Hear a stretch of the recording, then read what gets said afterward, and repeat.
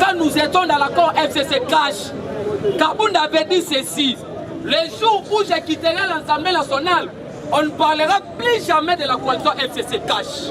IDP c'est viva. Le président de la République a initié la consultation conformément avec l'esprit de la Constitution.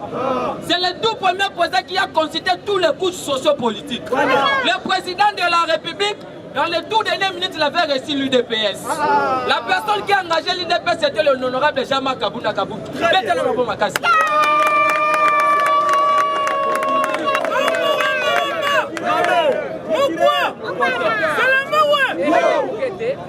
IDP c'est viva. Jean-Marc Kabound, tant en consultation Sili, à l'équipe à porte. Mais c'est l'honorable, le président intermédiaire de l'UDPS. Après tout ce que vous avez appris sur le président de la République, quelle est votre décision comme étant une personne qui engage le parti? En lobby, la politique de la chaise vie ne paye pas. Nous, on a fait ça quand nous étions dans l'opposition. Il faut avoir au moins les nerfs solides. Mais ce que je vous rassure, on ne parlera plus jamais de la coalition et du gouvernement FCC Cash. Quand le président ne peut qu'à son nid, Jean-Marc Kabound, c'est une personne qui a mis KO dans les bureaux Mabunda. Aujourd'hui, Gentini Ngobila est dans les collimateurs de Jean-Marc Kabound. Qu'il pleut ou qu'il neige, Gentini Ngobila doit partir.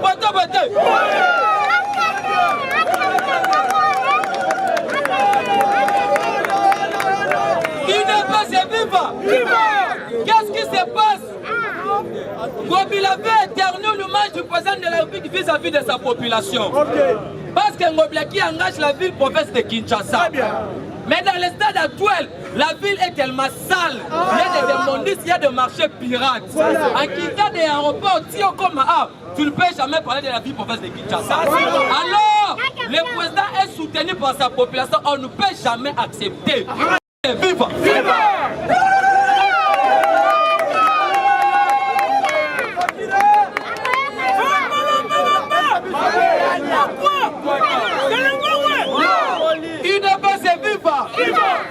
Président du pouvoir.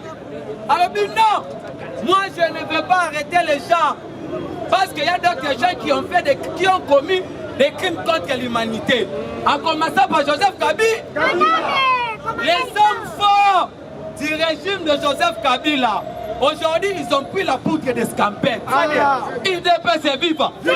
En commençant par Alexis Tambomamba, la personne qui a un coiffure anticonstitutionnel. Ça c'est vrai. IDP c'est viva. En commençant par Bill Karoubi Kikaya, l'homme fort de la Kabylie.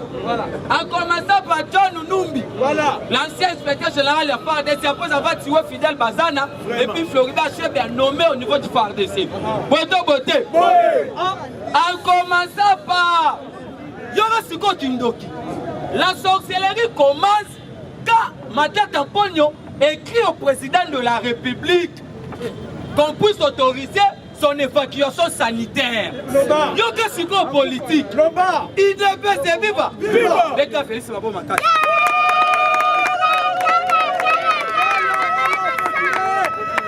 Qu'est-ce qui s'est passé? Kikaya Bill Kaoud à Kitaki Awa, déjà le 24 ou le 25 il y a mois autour aussi ça. Voilà.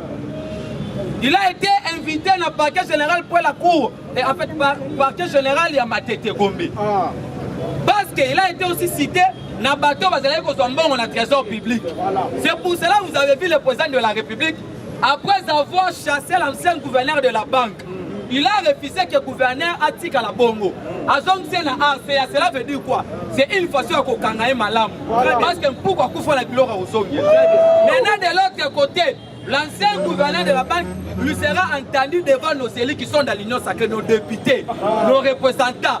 Il doit nous expliquer comment est-ce que Shadak il est incompétent. La personne qui a prouvé son humanitarisme politique, IDP c'est viva. Le président de la République, comme étant un commandant suprême de la force armée, il y a la police nationale congolaise et puis il y a le service de sécurité Nyonso. Nous savons ceci. Il y a ce que nous appelons la décentralisation du pouvoir. Parce que c'est le pouvoir qui arrête le pouvoir. Mais comment est-ce que tous ces classiques-là ils sont en train de prendre la poudre de l'escampette au moment où il y a des gens qui animent le service de sécurité. Il y a une complicité. Prévenez, vous avez vu le président de la République. En fait, ce qui a tué le régime de Kabila, les gens ne dénonçaient pas et puis Kabila ne sanctionnait pas. Mais dans notre régime, il y a au moins le courage politique, la volonté politique de dénoncer puis de sanctionner. Parce que quand le président dit, automatiquement les têtes tombent. C'est la vérité. UDPS est vivant. Sur quoi service ou la sécurité, il y a une complicité. Le président de la République, merci beaucoup au secrétaire général Augustin Kabouya Mwanaboute qui engage les partis au quotidien qui nous avait dit avant 7 ans, tout ça qui réunit au parlementaire de Bouillon Salobaki, Mokonzalanda Kabino, prévenez Nyoso Bostala la président Yo Kakayango. Nous demandons au chef de l'État qu'on puisse chasser tous les gens pour avoir service à sécurité. Trop c'est trop. Trop c'est trop. C'est la vérité. Parce que, prévenez, Kikaya avec accompagné Kabila, tant Kabila Kenaki, Nabou Dabi, Tanzanie, tant qui va voyager. Il y avait d'autres trucs. Oh, Kikaya maîtrisait parce que n'oublions pas que Kikaya, il était l'ambassadeur, il y a RDC la Zambie à l'époque, il y a un musée, tout comme ça. Parce que tous ces gens, ils sont d'abord doutés de leur nationalité. Combo et Kikaya Bin Karou, je n'ai jamais entendu ce genre de nom à Congolais. Combo et Congolais, tout le monde a fait une sortie, c'est que tu l'as. Très bien. Avec d'autres informations, je parle d'abord au conditionnel, je n'affirme pas encore. Mais nous avons essayé en point de mener des investigations. Déjà ce week-end ici, le président risque de prendre les ordonnances pour réformer la main puis la police nationale congolaise. Automatiquement, Général Kassongo, Libanais, chef d'état-major Mbala, Libanais, les deux gouverneurs militaires, John Luboya, Kostandima, ils étaient convoqués ici dans la capitale, entendus devant les élus et puis entendus aussi devant le président de la République. Mais avec d'autres indiscrétions, on aura appris que non, Kostandima a nommé comme état chef d'état-major et armée. C'est pour cela que vous avez vu augmenter les pouvoirs dans la carte armée. Alors, John Numbi, excusez, Mbala a été retraitable depuis le 16 juillet 2018. Le président a la stratégie. A su qu'il y a un bateau dans le régime à Kabili, à Tchebangoana, pour Azwa Ming na kati na bango. Parce que pouvoir ya chasse alors mais il faut sauter. Voilà pourquoi le président avait dit na top Congo avant comme président de l'Union africaine. Avant animer président parce que président de Jacques Kalami pour animer vice-président c'est SADC. A animé président c'est SADC. A animé président c'est CEAC donc on va remplacer Denis Sassou Nguesso. Et puis en 2040 en période du Co.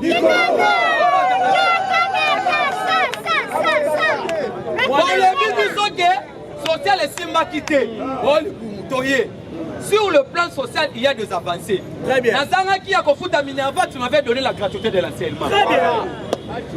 Nazanga qui commence à Kende Lubumbashi na Mbujumaï, tu as fait au moins la volonté de réduire le prix à ma billet. Très bien. Nazanga qui au moins, quand on a syllabus à l'université, on a suspendu les achats de syllabus. Très bien. Nazara qui au moins à Kolia, il y a déjà intérêt d'attente entre les importateurs et puis le gouvernement. IDPS est vivant. Nous sommes dans les faits concrets. Là où on peut trouver les vrais patriotes, c'est dans l'armée. On a hérité une milice et non une armée. C'est quand on est arrivé au pouvoir qu'on a eu au moins le temps de réformer l'armée. Très bien. Dans le régime de Mobutu. Mobutu a un officier supérieur, un homme de troupe ébélé. Kabila, c'est Kabila qui a maudit ces pays. Ça, c'est la vérité. Prévenez. Kabila, tout ce que Ogefram gagnait, ça payait les militaires tanzaniens. Il a construit un hôtel viste dans le Maroc, nous avons eu toutes les informations. Très bien. Mais aujourd'hui, Olive Lembe incite les Congolais pour créer un soi-disant ONG juridique. Nous avons demandé à Olive Lembe, tu dois implanter ce ONG à Kingakati pour enquêter d'abord la gestion de Joseph Kabila. Très bien. Ça, c'est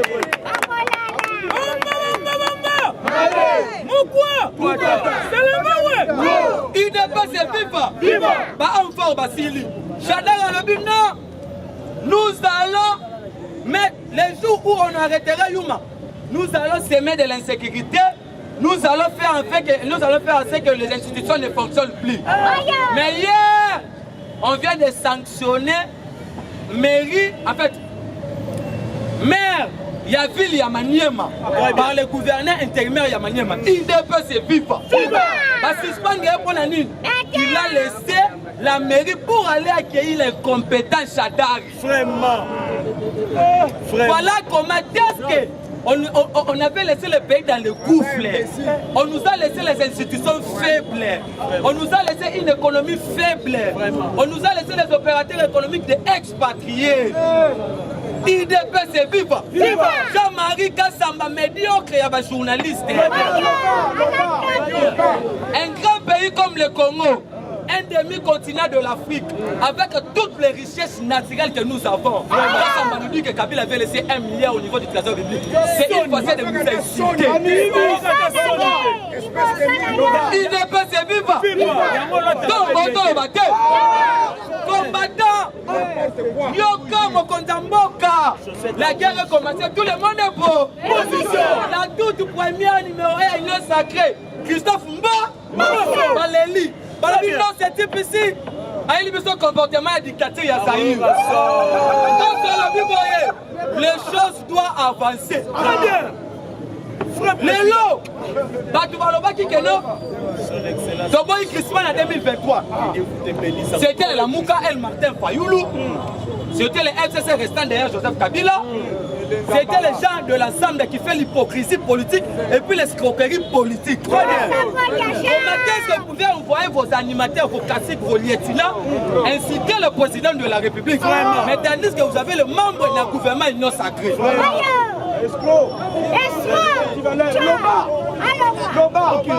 IDP c'est viva. La guerre a commencé, tout le monde est beau. La communauté internationale a vu comment est-ce que les Lamouka Martin Fayoulou, le FCC derrière Joseph Kabila, l'ensemble pour la République Moïse Katumbi, et puis la société civile la Loucha, ils ont refusé les élections en 2023. Ok, très bien. Automatiquement, nous interprétons l'article 70 de la Constitution.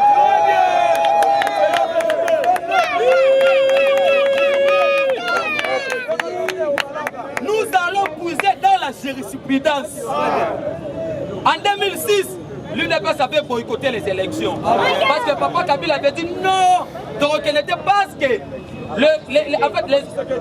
les multinationaux ont l'air candidats aux élections en 2006. Père Vanet, vous avez vu le ménopausé politique Jean-Pierre Bemba, excusez-moi pour le terme. IDP c'est viva, mais c'est un monoposé politique. Bemba ne peut jamais être un président de la République. D'accord si? C'est pas toi qui n'a pas passé, toi à l'Ikoso. C'est la vérité. Yami Balé, en 2011, Papa Tshisekedi avait refusé que le député puisse aller siéger. Mais les compétents pour notre Tubala, excusez, les compétents pour notre Tubala, les compétents, Martin Fayoulou avait siégé en disant que ma base m'avait réclamé. Quelle base? Quelle base? Si aujourd'hui Fayoulou est connu dans ces pays, c'est grâce à Papa Etienne Tshisekedi wa Mulumba. En 2011, on avait créé dynamique de Tshisekedi du président. Allez-y demander à Albert Moleka qui donne les gens qui donnent Mindonga. IDP c'est viva. C'est pour cela que vous voyez maudit politiquement. Mouzitou maudit politiquement. IDP c'est viva. Qu'est-ce qui se passe? Dans les 15 membres, nous avons retenu déjà 11. Mais avec d'autres sources,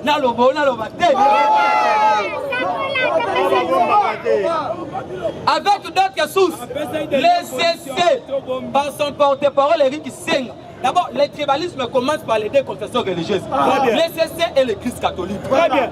Amango qui engage l'Église catholique, Moutou Équateur. Très bien. Monseigneur Outembi, le président de la SECO, Moutou Équateur. Très bien. Secrétaire de la CAB Chole, Moutou Équateur.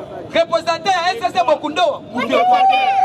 Porte-parole à SSC Eric Seng, Moutou Équateur. Candidat à l'Église catholique, Cyril Botoko, Moutou Équateur.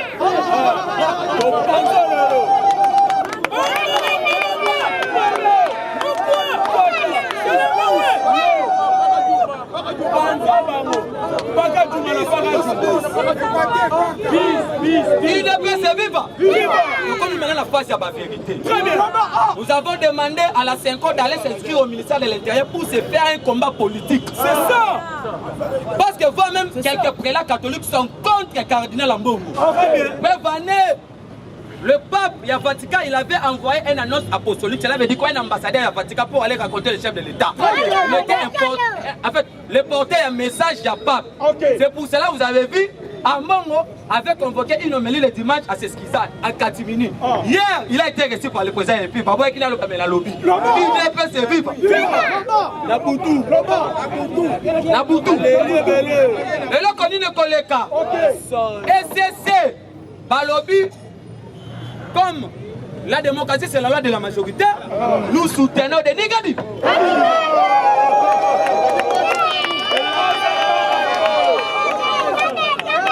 De l'autre côté, l'église catholique, nous autres se prononcer dans nos têtes. Trop c'est tôt. En 2006, c'était l'église catholique. Il y a eu les élections chaotiques et puis les élections à hold-up. En 2011, il y a eu le catholique et les protestants. Papa Tshisekedi avait gagné les élections, il n'avait pas été cité, on n'avait pas cité son nom par les partisans du PPRD Mulunda, qui est en train de peiner. Tshisekedi dans le baki à Kolena na Moloko Yambo. Papa Tshisekedi dans le baki boy. Moi no Kabila nzeta matina nzeta koki. Papa Tshisekedi la talo Obama lobby, vous risquez de perdre IDPS c'est vivant. À talo Obama lobby. Vous risquez de perdre la crédibilité à grande puissance pour la moine au Kabila. Les États-Unis soutiennent le président de la République. Le président a respecté le testament politique laissé par le fait de Moulou. Alors, non, je suis venu vous dire ceci. Nous allons signer un partenariat gagnant-gagnant. Cela veut dire 2011, papa va à l'élection à Kéhi. A imposé pour te soutenir. Papa dit comment on a fait. Il y a un moment où on a contamé à Katanga. Alors je ne suis pas venu vous chasser, mais je suis venu vous dire nous allons signer un côté gagnant-gagnant. Cela veut dire quoi? Vous, IDPS c'est vivant. Cela veut dire quoi? Vous nous laissez les investissements qui en profitera. Le Congolais puisse toujours avoir le boulot. Beauté. Sikoyo, combattant, dans le moment où Kabila tant que la coalition. Après ça, la liste mort pas Tshisekedi. Voilà. Il y a bateau Foba Kangama. OK. Yo siko mituna. Comment Batubazo qui ma Kabila ne parle pas. OK. Mais de l'autre côté, Ferdinand Kambere, Évariste en fait Chadari parce qu'il est aussi maudit politiquement. Quand va aller dans l'élection, maman Olive Lemba tient le beaucoup. Mais quelle bénédiction que Olive peut te donner? Parce que Olive lui-même a resté devant une personne qui était d'abord maudite aussi. Alors, vous avez vu comment est-ce que Bato Bakokangama des autres. Ma tête qui a commis le 30% de la mois. 8e mois. Dans 7e mois, ma tête a commis qui Mokonzi Mboka. Que non a sollicité évacuation sanitaire. Mokonzi Mboka alors non, nous sommes dans le principe semi-présidentiel. Il y a la séparation du pouvoir. Comme c'est le pouvoir qui arrête le pouvoir, il y a une institution, le tout dernier institution qui s'appelle le cours et tribunaux. Que non aussi c'est quelqu'un qui agit. La justice. Mon qui m'a tête à se présenter qui sortait la semaine passée. Balongola a immunité deux fois, c'est de la sorcellerie. Une personne balongola immunité comme une vulnérable dans le dossier. Cela veut dire quoi? Non ça. Attends, ma tête c'est Pelisa Rayote. Mourwa! Ma tête a comme le président du Sénat, Mbosso. Tant qu'on répond à la justice, à tout ma question. Merci beaucoup. Batu Lukwebo. Maintenant, Batu Lukwebo, ma bonne macasse. AFDC a s'engager. Alors, il y a des votes à faire ça, tu l'as. Koto EP Ada Bombole. Alors, il y a 2023 fait ça, tu l'as. Grâce à Odien. INT, restant derrière Vital Kamere que je salue en passant la prison Makala. Donc, tu te lis, tu l'as.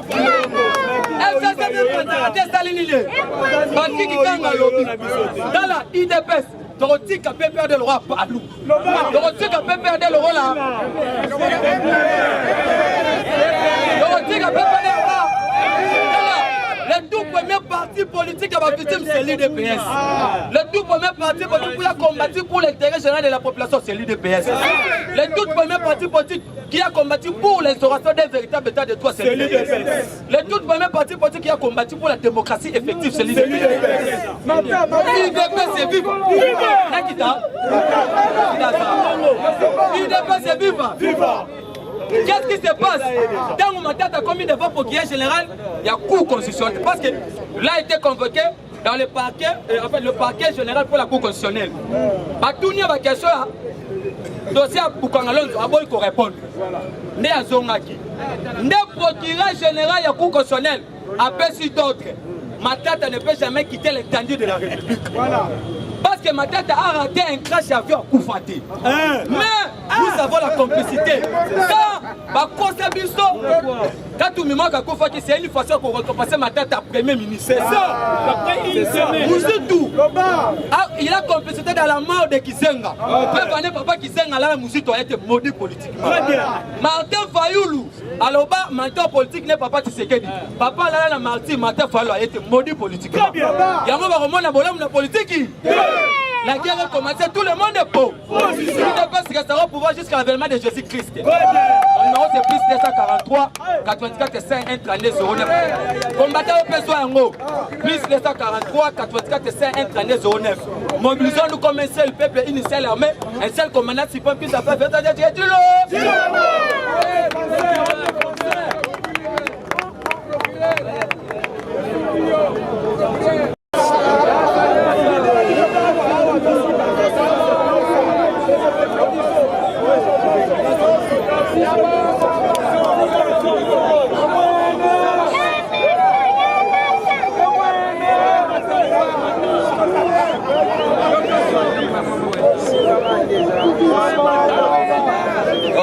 Ok. IDPS viva! IDPS viva! Fatima! Qui vivra?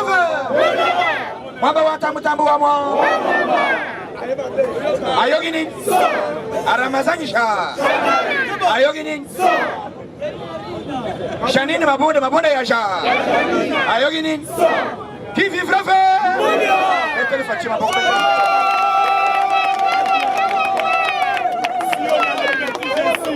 Kwanga tikela bateke politique tikela nani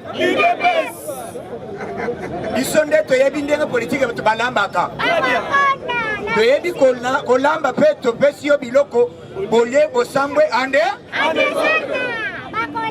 nalobaki semaine oyo ekosila te biloko ekokita ekokita te ozomona fashaka kokate ote ezaka maloba Omanindi baloba bataide bose baloba ka boy. Baloba ba promesse eleki. Aloba ka aloba. Mais facha yina makambo ya koloba te. Facha yenda kisali mesala nini? Mujimuwa. Musaleba? Ebani. Kanji? Kanjapa.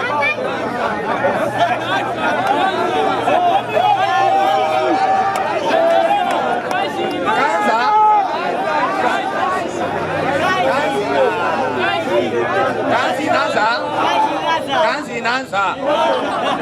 Vivi brave. Kana salo kona kabila te ayade pa ya yeba lingala te.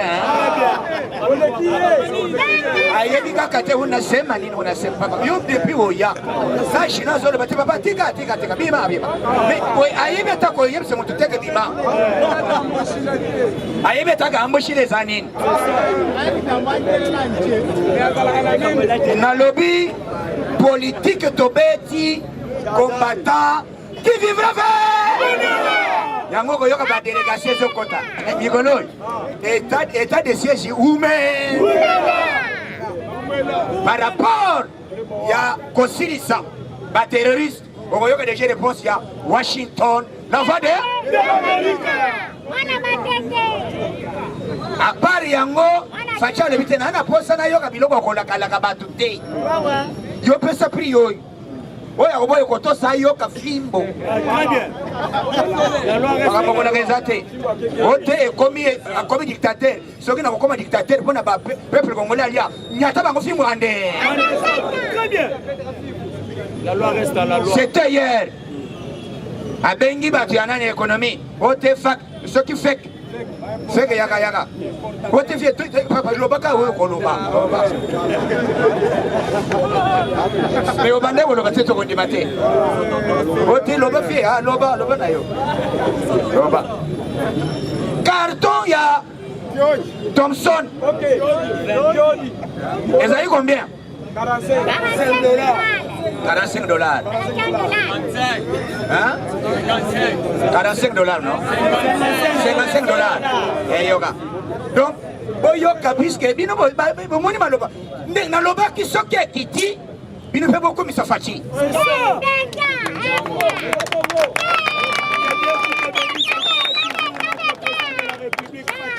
Fatime! Na loba ki soki biloko ekiti. Bofingi mingi wote biloko ekokita social wonyire facha avanyira social na poche na ye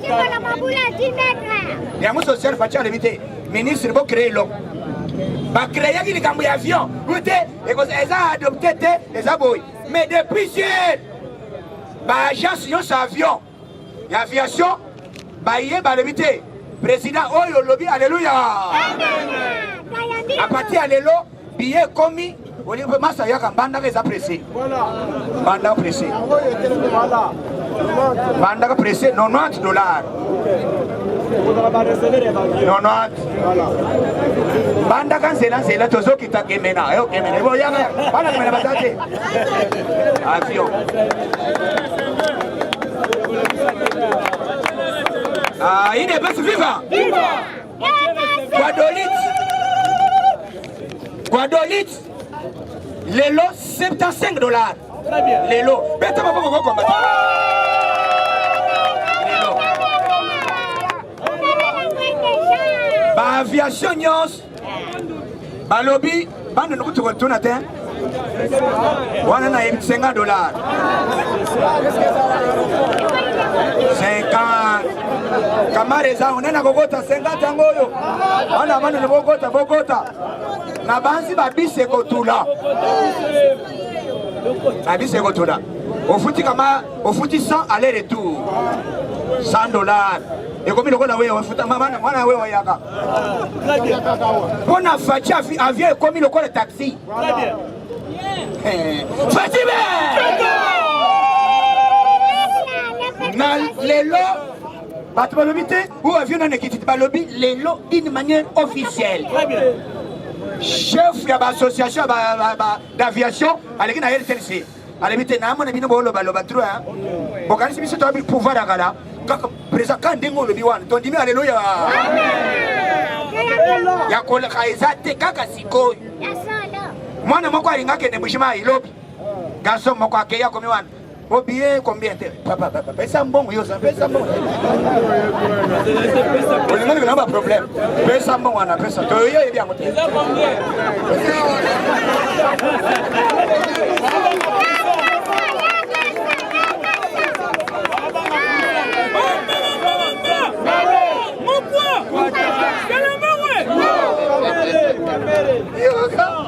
Bangomi ko tona biye na kanda.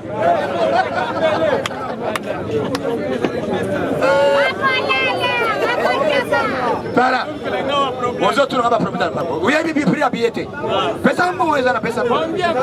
Vous trouvez ça ko il y a prix à billet. Vous y gagnez pesa mbongo ana sana. Tata. Fatime. Social to kobamba bino na zoto. Très bien. Social. Les lots Thompson est long, on a $55. $80 plutôt. Et maman combien 80. Et comme il a $15.5. Peut-être Fatima beaucoup quoi?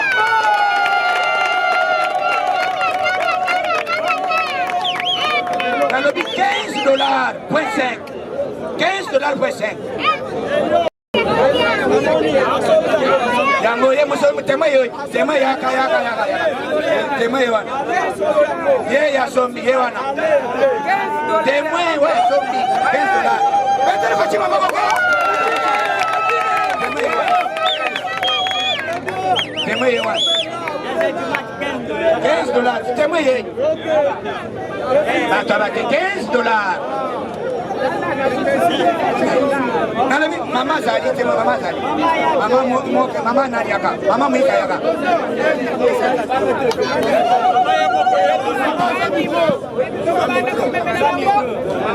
po bato bandima tokobanda komemela bango bafacture parce que facture nde kotémoigne baprix nyonso na monoko boye bato bazondima te tokoya na bafacture awa po te monde endima yebeke faci aza kaka gato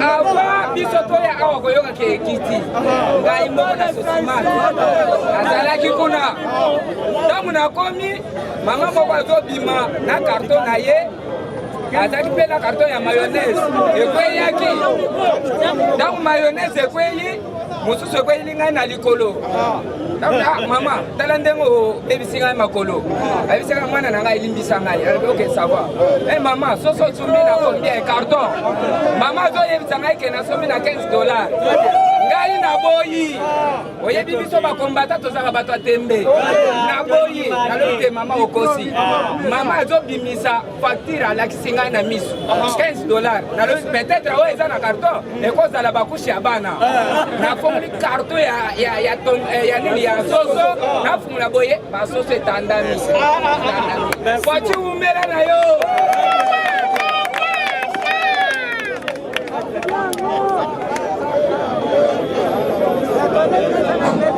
UDPS viva! Ah, qui vivra vers? Bongo soso. Mwana na soso na ye. Soso. Mwana soso na. Nalobi carton ya soso elongo na 50. Elongo na 80 ekomi $15. Soso paye à poids 12. Poids 12. Maman yelanga soso. Mikolo soso mwana moko ya kozala ye moko pe mama mapapu nyonso. Mapapu mama chelanga nyonso. Obongisa ndemba nzungu ya kolambela basoso.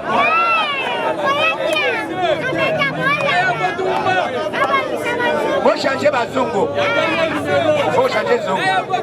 Au moins bazungu akala chemo panzi. Soso ya le peuple d'abord et yaka te salene. Bongo Thompson. Mwana na yemo bim. Donc 500 francs les ana 10 bord. C'est vrai? Mais ça yo yite. 10 bord. 10 pièces. Donc aux ana 1000 francs biloko zosa pana nazungu andea. Lelo inondation na basana. Lelo. Donc ceux qui tombent son écueil, bagela soso. Parce que même ça une crise à coller hein. Na bangwa. Omoni bangwa ba kondaki. Ngoya ya période kabila ikondaki. Ngwa komi kolia biscuit. Parce que misunye koya ande.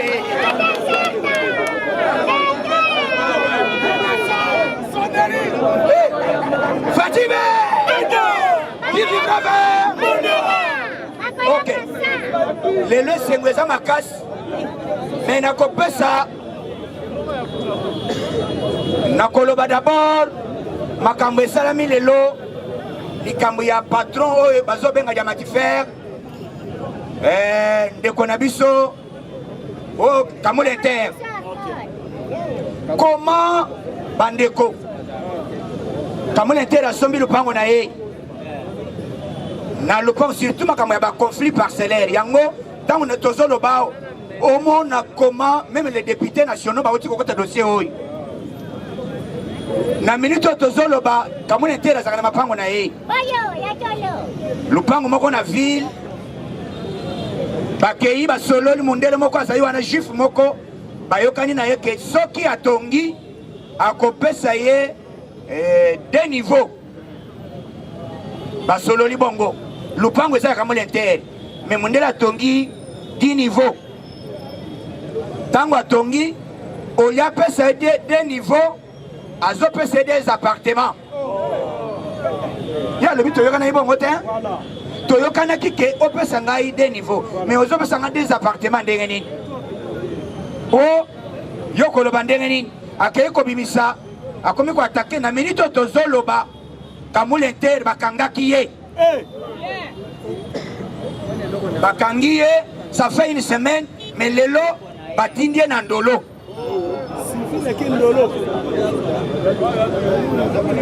Yango tozolo baboye. Lokola tozo na état de droit. Kamule Inter azali homme d'affaires. C'est ça. Na homme d'affaires nyonso bakenda kanaba l'état soki bazali na garantie bakopesa basombi arme. Bakopesa bango arme. Arme wana kosala yango mikanda. Akobanda ko foot pona sécurité na ye. Il faut bazana ba mikanda ba homme d'affaires nyonso ezaka bongo. Ye asalaki pe mikanda na ye en bonne et forme. Tangu mutu wana fundi ye bakei balobi o azana arme alibite mikanda na ngai ya arme na ngai yango.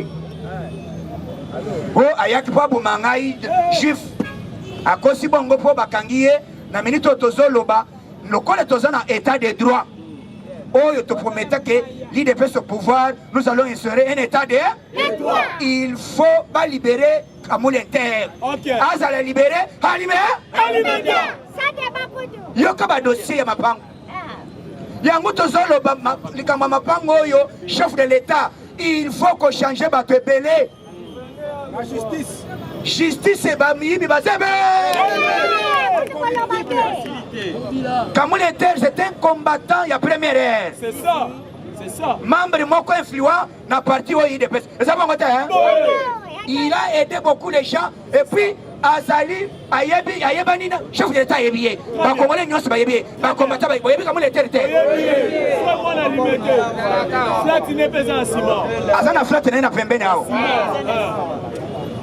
Kabamba Kamule Inter. Kabamba wa mulumba. Wa mulumba. Wa mulumba Inter. Et puis Azunga quand même les combattants. Mais comment Bino bakangi pe lupangu ya ye bandeko. Lupangu ya ye droit na ye. Bakangi na milito ya ke prison. Yandolo. Ya mutu ozosenga justice congolaise. Boza wapi mutu oyo azokende innocent batu. Ya mutu osengi combattant congolais nyos. Il faut tous se mobiliser. Justice na biso eza menacée. Eza bongo te hein? Lupangu ezali na Uvira avenue Uvira 34. Non loin ya présidence de la République. Non loin ya palais de la nation. Non loin ya ndaku ya nani hôtel nini hôtel Grand Hôtel. Donc eza pembeni mapango pembeni wana. Non loin ya boulevard où ezokende na palais de la nation. Na nani boulevard Church. Aza pembeni. Dossier na ye peuple congolais ba magistrat tozo senga Kamule Inter aza la libérer alime Très bien. Ça débat. voilà tolongo wana tokoti politique. OK. Comment les députés nationaux basali constat oyo baza eli na Kinshasa basali constat balobi te Kinshasa ezali menacé. Les députés provinciaux voilà.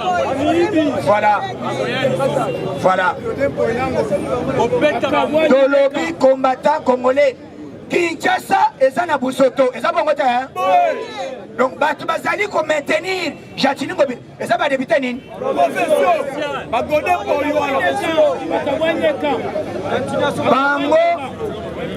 Bango na mwana ya waza rapporteur ya mwana junior Mbelembalem. Na ba député oya biso ba utawa. Na député na biso uta. Papa. Ya biso. Na biso, c'est la photo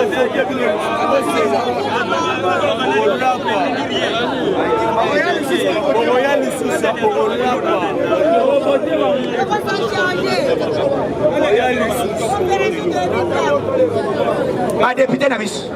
Wapi musala na bini? Bango ba komi ko vandela nde kwanga. bafini bango bakangi bango munoko bazoloba lisusu te bakreele bango bakope tous les députés ya biso awa bakangaka balobaka te. C'est la vérité. Mais président autre président na biso ya parti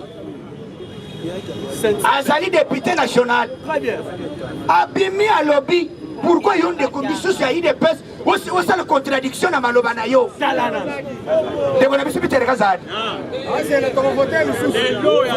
lelo na top Congo alobi te ngobila asali mabe te ozoyoka ndeko na ngai.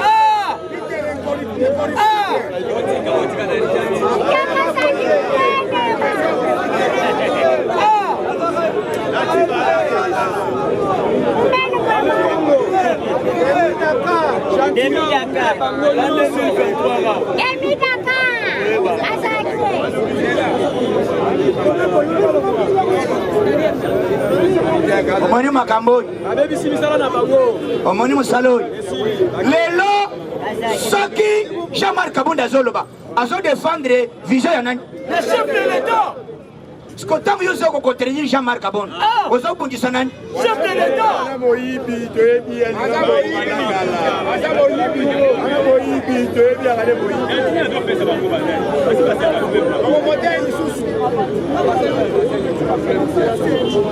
Dozarara. L'année 2023. omoni makambo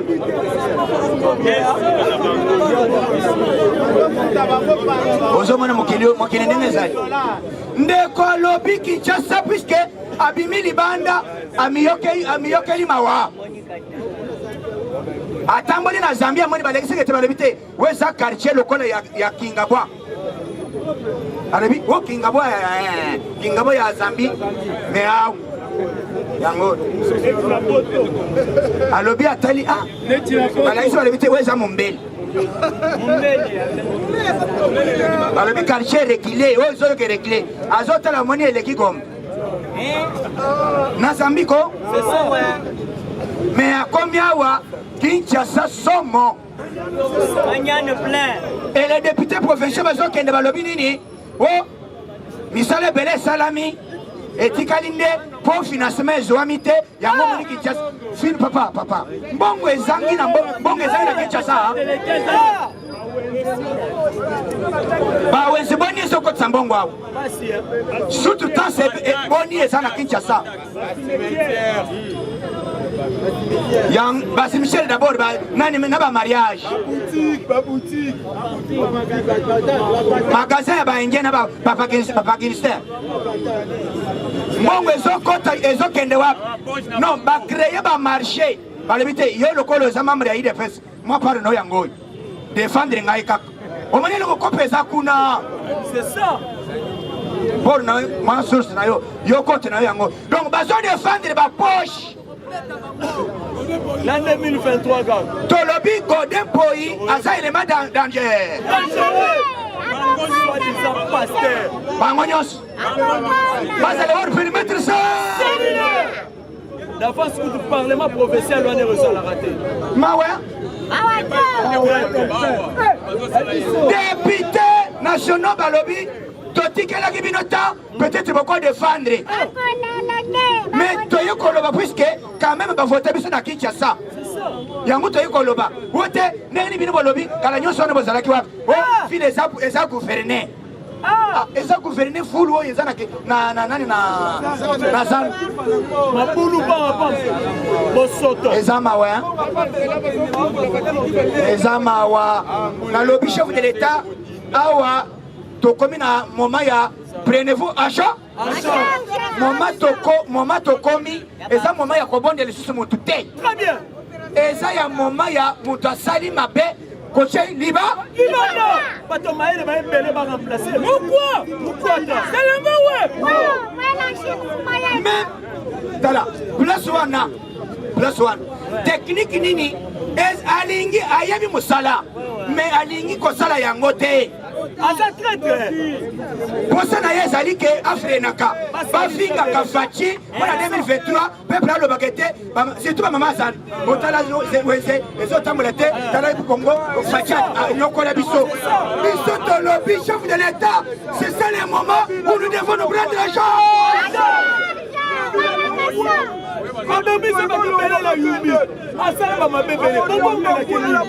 Ok, mosala ezosala na ngonga oyo ordre epesami boyoka ministre ya tourisme. Ministre ya tourisme azwi ordre na hiérarchie.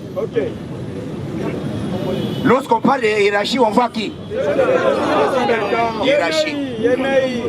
Bapesi ordre na zo. Ya biso ya na jardin nini? Ekomaka wenze. Ekomaki bato bazoteka. Ekomaki na salle ya fête ya bibembe. Donc babengani na moment oyo bandako babantu bato wana bazali kuna babengani bango nyonso bazala libanda. En même temps, ordre de pesami ba récupérer ba lion na ba nyama nyonso ya kingakati. Betala fachama bongo.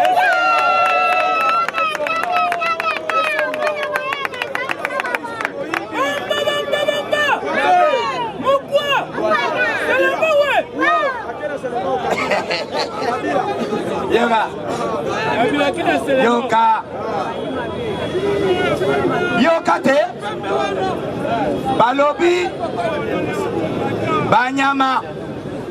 banyama nyonso oyo Kabila zwa ministre ya tourisme alobi bo eza ya ete ya jardin de Dieu.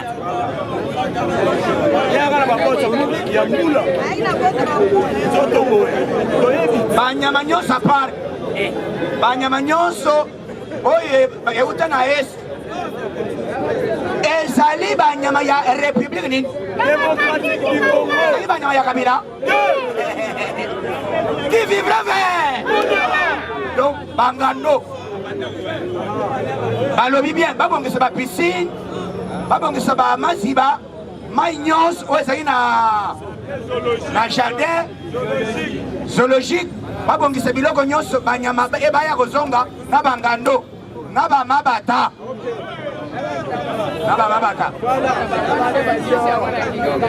na soso azali lokolo boyi soso ezozo na bandendon tout balobi dans un bref délai yoka bien dans un bref délai bakorécupérer yango alime mekolo bazokanga Kabila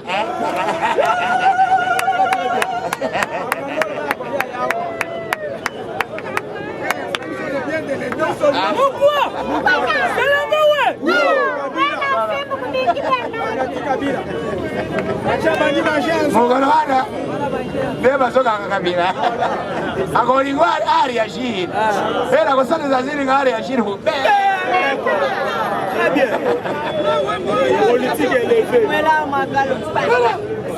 voilà moko okinga kati balobi otokosede te mais biso toza république. Est-ce que la république est bonne individu elo balonga république na moment oyo ordre sur ordre ya président ya cour constitutionnelle. J'ai donné Djibois. Très bien. Djibois où est toi? Djibois. Djibois j'ai donné. Au condamnat j'ai donné. Djibois Diakwang. J'ai donné. J'ai donné. Après si ordre la lobby boye. À partir d'aujourd'hui, comme na moni na constaté, ba kabilisi bakomi okima mingi. Il est interdit. Très bien. À monsieur Matata Po de survoler.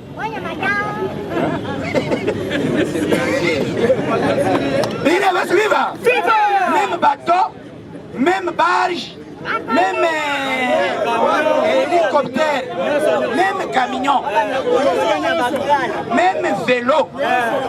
La minute Matata Ponyo aza mutuka ya Kinshasa. Très bien. Oh Lubumbashi tezela.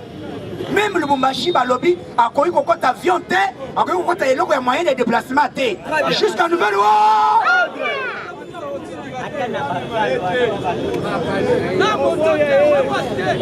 yango koya ya batroupe oyo ezoya me FARDC mokolo ya dimanche basalaki mosala balobi te namoni bino boyeba te FARDC aza nani baneutralize bachef ya bagroupe armé ya ADF 46 sur place ozela o nazotika otebi ngai yo natika zela otika yango bazolinga état de siège te puisque bakufi ebe epuis bazokufa bazoyiba bibembe bazoyiba bibembe bazolinga te bakonte bibembe bazokonde bibembe bango moko donc na minute oyo na diplomatie facha beti Washington la voix d'Amérique awoti ko doté ba expert en matière ya terrorisme très bien na lobby ba expert en matière ya terrorisme oyo ba bonne na Afghanistan oyo basala na Irak ba joueur wana ba expert en matière ya Koboma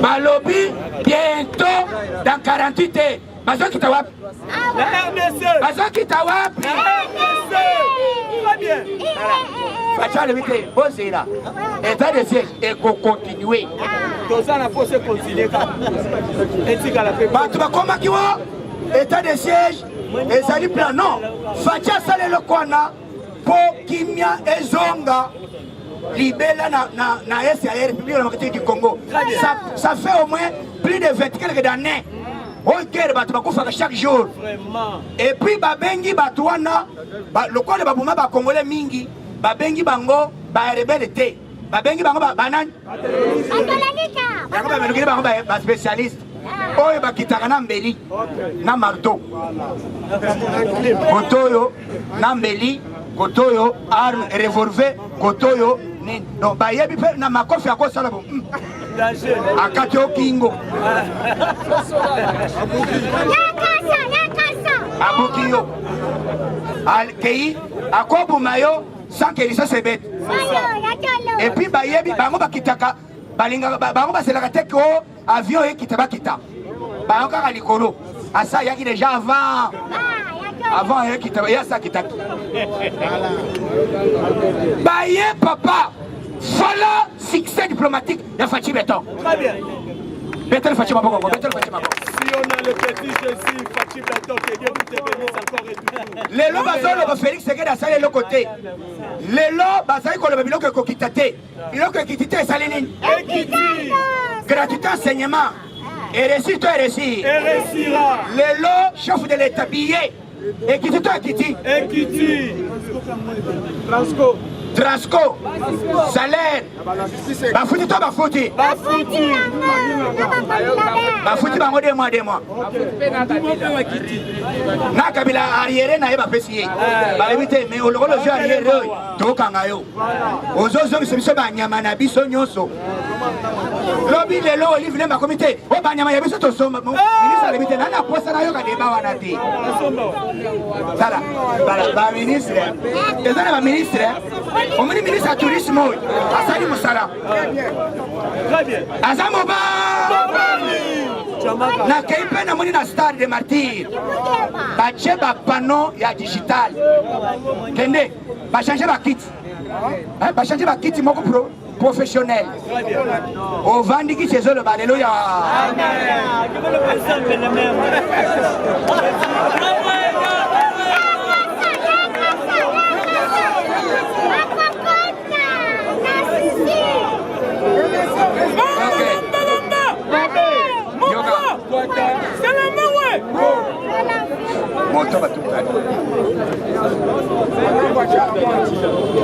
Donc, les lots, Mokonzambo Kassali, biloko moko exceptionnel, où le monde bazotala bazali qu'on dématé que pour qu'on a vu ce changement.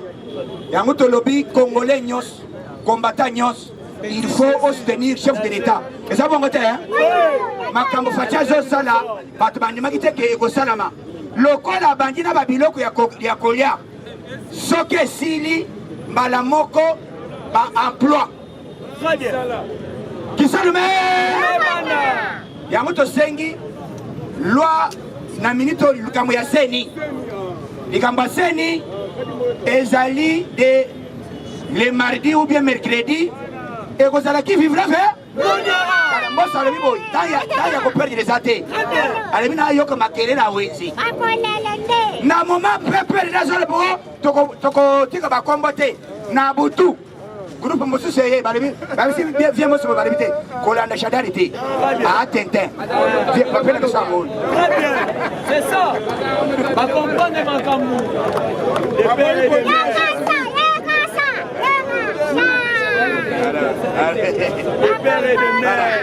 balobi to wana ata ovele te tipo wana aza tintin ayebi kutu politike te balobi yo fongole makambo ti ata bolo to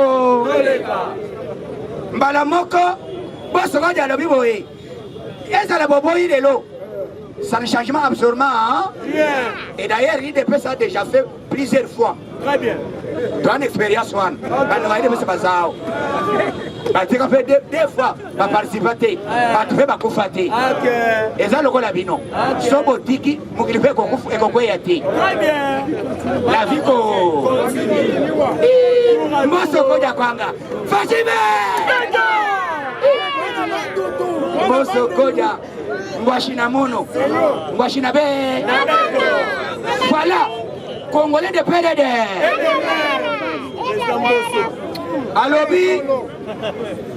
alobi na moni bino bozo banga élection hein c'est ça hein alobi mutu moko aye na mboka oyo topeseye mboka topeseye nationalité aye na ye na mboka akomi komenase na biso bato topese mabele akomi komenase biso bato topese mabele lokola biso topese mabele okomi komenase biso mpe tozodeboulone yo bientôt mboso koli atuni boyi atuni ekipe wana na ekipe wana mpe nani chef ya ekipe eza lokola nani vie na biso nani tani ministre nani député mbata nani professeur mbata alobi te o bapasa nord yes pesa na beta dada ntango ekoperdre ezali bazosenga mpo na nini tokende puisque bakoéchoué na élection lokola baza déjà na plan bamoni déjà que communauté internationale bandimi Fachi et puis Fachi a gagné surtout likambo ya este surtout encore lokola akomi koaméliorer social ya peuple congolais akozala conquérant te akokoma roi yango balobi to bando tobundisa ye yango mboso alobi boyi biso badepute ya union africaine ya nini ya union sacrée biso nyonso alakelele nsima ya Fachi nani majorité nyonso balobi te awa boya na loi nyonso ekoya mpo na union sacrée et surtout soki ezosoutenir chef de l'état alake tokovota yango dada balobi tala mikolo bakomi kotuna balobi te loi moko eza te ona lotre ya kovote te opposition ya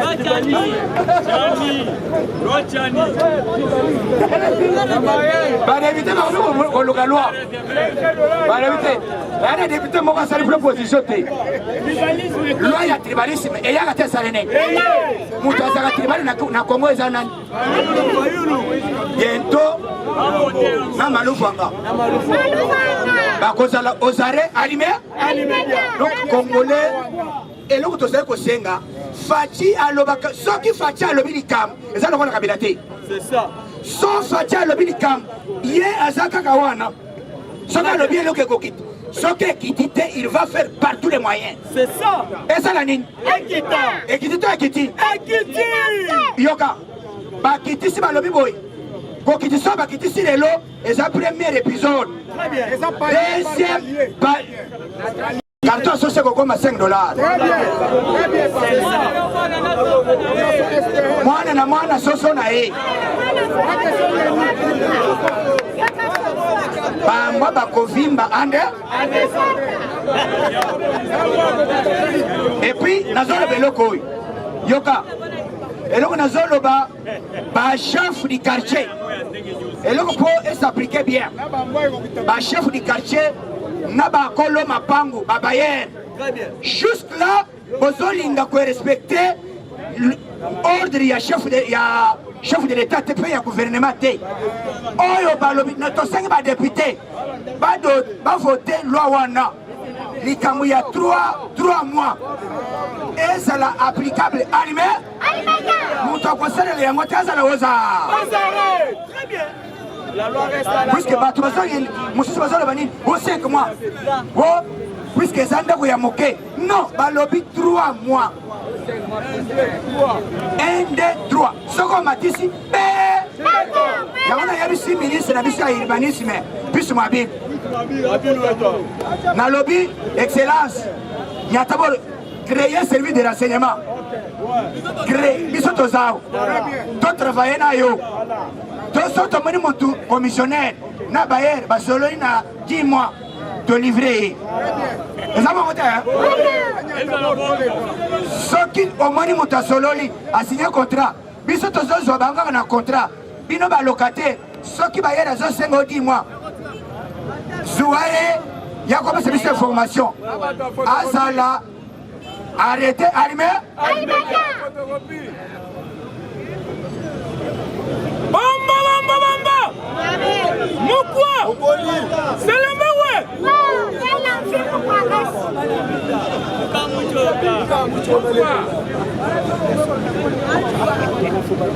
Ok. Tozo Senga, la police. Bato bazalina fikini ba ujana oyo bazalina fikini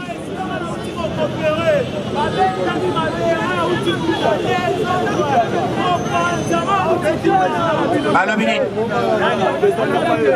ah ok ça va tokoyeba eloko ana lobi tokobeta yango bien nous allons nous prendre quoi tokota kuna tokende totala comment bango bazali na poko ya lobi tozala kuna na bango tosala alléluia voilà ezaba ngote ya tokocha ranga na kati wana abimisa baona fikirwa tobeta machikala ok yango tosengi congolais nyonso combattant nyonso esika ozala mokongo ozala moluku ozala moswahili biso nyonso me mora tozali mabele na biso yango tomboli maboko totinda moto oyo akanda na nzambe oyo etombaki sodemo ya komore ekita esika tu bazoloka mboka na biso eza na kinga kati eza na feden house esika tu bazoloka mboka na biso moto akanda na nzambe ekita epela